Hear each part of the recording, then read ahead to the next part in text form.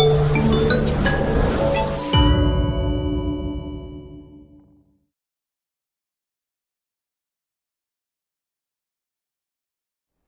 turma! Hoje nós vamos falar um pouquinho, dentro de filosofia, sobre o racionalismo e o empirismo. O que seriam esses dois conceitos? Conceitos tão importantes que nós trabalhamos, tanto dentro da filosofia e dentro da história também, porque nós somos construtores da nossa história, estamos vivenciando isso o tempo todo. Quando a gente fala de racionalismo, a palavra já está dizendo aí, o racional, o pensamento. Quando a gente fala de empirismo, estamos falando que nós vamos aprender, ou estamos aprendendo algo, alguma coisa, através da experiência, certo? Então é nessa perspectiva que nós vamos falar um pouquinho na aula de hoje. Acompanhe aí, por favor. Quando é que o racionalismo e o empirismo eles vão de fato acontecer? No Renascimento, especificamente na Idade Moderna. Pessoal, é na Idade Moderna que vai haver a ruptura de diversos pensamentos, pensamentos contrários que havia antes dentro do cenário europeu, a questão do absolutismo, lembram? Do absolutismo, controle, aí por parte da figura do rei, o controle total e absoluto. Então é nesse contexto, que a gente vai trabalhar. Lembra na aula de história que a gente trabalhou questões relacionadas ao iluminismo? Então, é nessa perspectiva, ele acontece na Idade Moderna. É nessa perspectiva que a gente vai trabalhar hoje esses pensamentos, esses conceitos relacionados ao racionalismo e ao empirismo, certo? Não confundam, quando a gente fala de Idade Moderna, o marco histórico. Professora, me diga um assunto que a gente começa a estudar na Idade Moderna. Renascimento, certo? É no Renascimento, no Iluminismo, que a gente começa a desenvolver essa fala aí do racionalismo, do pensamento crítico, ok? Vamos lá ao conceito. No Renascimento, o que é que vai acontecer? Momento que houve a redescoberta e a revalorização das referências culturais da antiguidade clássica. Pessoal, quando eu falo de antiguidade clássica, eu estou falando das primeiras civilizações. O que aconteceu? Só para vocês terem uma ideia. Vamos falar um pouquinho só de história para vocês entenderem o que eu estou querendo falar aqui. Quando eu falo de primeiras civilizações, eu falo que o homem começou a produzir diversas coisas naquele momento. Pinturas, esculturas, a ciência. Vamos lembrar um pouquinho. Primeiras civilizações. Mesopotâmia, criação de barragens, criações de canais de irrigação. Quando a gente fala de Egito, processo de mumificação. Quando a gente fala de fenícios, criações de embarcações, que vai servir para muita coisa, para eles e para outras civilizações. Quando a gente fala de Grécia, pessoal, a gente está falando do desenvolvimento do pensamento, de quê? A filosofia, ok? Então eu só vou citar essa só para vocês entenderem. Quando a gente fala de civilizações antigas, a gente está falando dessa antiguidade clássica, onde o homem começou a produzir diversas coisas. Quando chega na Idade Média, há uma freada brusca. O homem ele não pode executar, nem fazer absolutamente mais nada, nem produzir nada, porque a igreja barrou, não pode, certo? E eu preciso obedecer a essa liderança, certo? Porque eu vou obedecer o próprio Deus. Essa era a visão. E aí nós vamos ter essa visão de questões absolutistas, controle na mão do rei e tal. Então, nesse momento da Idade Média, não há produção feita pelo homem, por conta da igreja. Quando a gente passa para o próximo período da história, que é a Idade Moderna, nós vamos perceber que vai haver uma revalorização. Os caras que estão aqui na Idade Moderna vão olhar para a produção dos caras que produziram lá nas primeiras civilizações e vão dizer, poxa, esses caras produziram muito. Vamos valorizar esse cara que fez tantas coisas lá no passado. Então, começa a haver uma revalorização de tudo aquilo que foi feito nas primeiras civilizações. Então, a Idade Moderna é esse marco aí.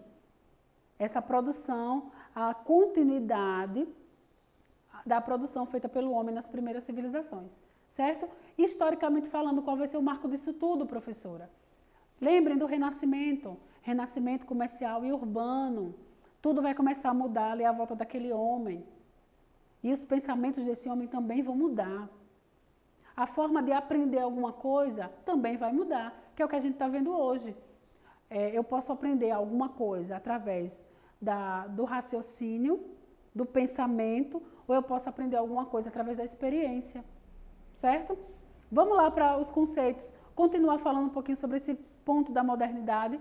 Eu acredito que vocês conseguiram entender agora, de forma clara, quando eu fiz essa diferença aí das primeiras civilizações, onde houve produção feita pelo homem, na Idade Média não houve produção nenhuma feita pelo homem por conta da igreja, e na Idade Moderna vai haver uma revalorização do que foi produzido lá nas primeiras civilizações. Ok? Vamos lá. Transformações. Esse homem que está na Idade Moderna, o que esse cara vai fazer agora? Vai haver uma transformação na sua área cultural, na sociedade, na economia, na política, na religião, na arte, na ciência. E caracterizou a transição do feudalismo para o capitalismo. Esse aí é um ponto específico da economia. Ele estava no processo na Idade Média, ele estava lá, economicamente falando, produzindo através do feudalismo. A base do feudalismo é o quê, pessoal? Agrário, a terra. E quando a gente vem para a Idade Moderna, há essa transição aí para o capitalismo. Professora, eu dei um exemplo do capitalismo. Pessoal, lembrem as grandes navegações. Esse cara não vai começar a ganhar dinheiro vendendo especiaria, vendendo diversos produtos? Pois bem, é nesse contexto que o capitalismo ele entra. A ciência na modernidade, o que é que vai mudar? Observe aí, vai haver uma revolução científica, vários cientistas começam a aparecer agora, filósofos, falando sobre diversos assuntos, ok? Lembrem de Galileu Galilei, que vai aparecer nesse contexto aí. A fé, a ideia de fé também vai ser mudada. Lembra, na Idade Média, a ideia de fé era uma ideia de obediência à igreja. Quando a gente vai para a Idade Moderna, a gente vê que a ideia de fé é diferente. Lembrem agora de Martinho Lutero, maravilhoso. Lindo, perfeito. Certo? Quando a gente fala de Martinho Lutero na Idade Moderna, a gente fala desse conceito de fé. O que é que ele vai dizer? A salvação vem somente por quê? Pela fé. Ok? Continuando. No Renascimento vai haver a figura do renascimento, que é essa valorização dessas obras que esse homem produz, daquilo que o homem está produzindo, e vai haver a valorização do homem, que é o que a gente conhece sobre o humanismo. Quando a gente fala de humanismo, lembrem humano, a valorização do homem nesse momento. O homem, ele é um homem independente, um homem autônomo, um homem que critica, um homem que pensa, que raciocina, diferentemente do homem da Idade Média, certo? Então veja que na Idade Moderna tudo está mudando, né? Tanto na questão de fé, quanto na questão de produção do homem, na questão do pensamento, ok? Então vamos lá, algumas características aí dessa cultura renascentista, certo? Primeiro, o que vai acontecer dentro desse momento? Primeiro, racionalismo. O único caminho para se chegar ao conhecimento é pensando, é avaliando, é criticando. Segundo, experimentalismo. Eu preciso, além do racionalismo, eu posso aprender alguma coisa através da experiência, que é chamada também de empirismo, que a gente viu lá no início. Outro ponto importante é o individualismo. Quando eu falo, pessoal, de individualismo, eu não estou falando de egoísmo, não. Eu estou falando do homem olhar para dentro de si e perceber, avaliar, analisar as potencialidades que ele tem, onde ele pode chegar, o que ele pode fazer, o seu conhecimento, a sua personalidade, o seu talento. E o antropocentrismo, o homem como suprema criação de Deus e como centro do universo. Agora o homem vai ser supervalorizado. Na Idade Média nós tínhamos o Deus no centro de tudo, era o Deus que regia tudo. Na Idade Moderna nós vamos ter essa valorização do homem. O homem está no centro e ele vai reger. Obviamente, Deus criou todas as coisas, mas o homem ele está produzindo aqui diversas coisas.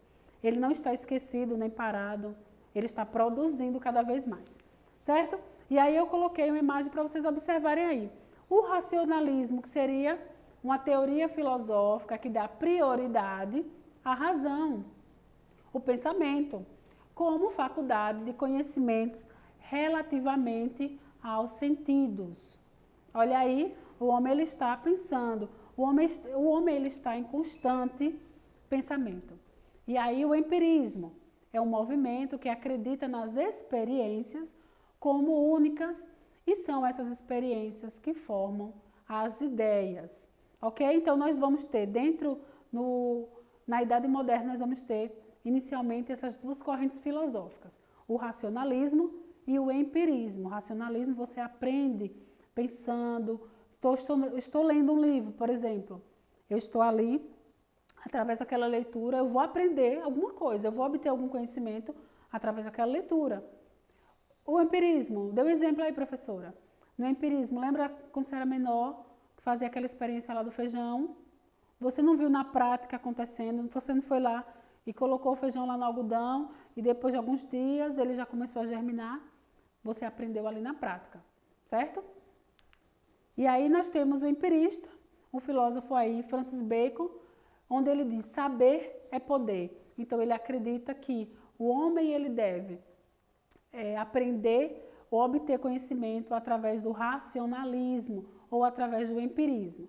E aí nós temos outro filósofo que vai contrapor ele é racionalista e ele diz, a ciência deve nos tornar senhores da natureza. Então nós temos aí dois filósofos, cada um com sua própria teoria, um defendendo o racionalismo, essa forma de pensar crítica, e o outro, empirista, acredita que o homem ele deve aprender diversas coisas através da experiência, ok? E aí nós temos uma questão que fala justamente sobre esse processo. A palavra empirismo vem do grego emperia, que significa experiência. Os empiristas, ao contrário dos racionalistas, enfatizam o papel da experiência no processo do conhecimento. E aí nós temos Francis Bacon, 1561 a 1626. Influenciado pelo espírito da nova ciência, procurava não um saber contemplativo ou desinteressado, que não tivesse um fim em si, mas sim um saber instrumental, que possibilitasse a dominação da natureza. O seu lema era, ele quer saber aí a teoria de Francis Bacon. O que é que Francis Bacon, na sua teoria, ele diz? E aí ele diz, seu lema era, vamos às alternativas. A, querer é conhecer. B, tem que se ver para crer. C, perceber é dominar. Ou D, saber é poder. Ou E, educar é observar. Então ele fala sobre o empirismo, fala sobre essa corrente filosófica, fala sobre o cara que defende ela e ele agora na questão ele quer saber qual é o lema desse cara, que é Francis Bacon. A gente falou há poucos instantes sobre ele, sobre o lema dele. Acertou aí quem falou. Saber é poder, alternativa D, ok? Na aula de hoje, não esqueçam que a gente falou um pouquinho sobre essa perspectiva do empirismo, do racionalismo. Professora, quando é que isso vai acontecer de fato na história ou na filosofia? Isso acontece na Idade Moderna, com grandes acontecimentos. Quais acontecimentos, professora? Nós vamos ter o renascimento comercial e urbano, nós vamos ter aí o iluminismo, nós vamos ter a reforma protestante acontecendo. Então percebam que vai ser uma movimentação muito grande dentro dessa perspectiva e dentro desse marco que vai ser a Idade Moderna, certo? Então é nesse momento que essa corrente filosófica, esse pensamento, ele começa a perdurar, inicia e vai perdurar por muito tempo, ok? Então nós vamos ficar por aqui com a aula de hoje, finalizando aí com a atividade do livro na página 1. Olha, observem aí, página 1, capítulo 10, no módulo 4. Anotem aí direitinho, façam essa atividade e nós ficamos aqui com essa aula de hoje. Até a próxima aula. Tchau, tchau, pessoal.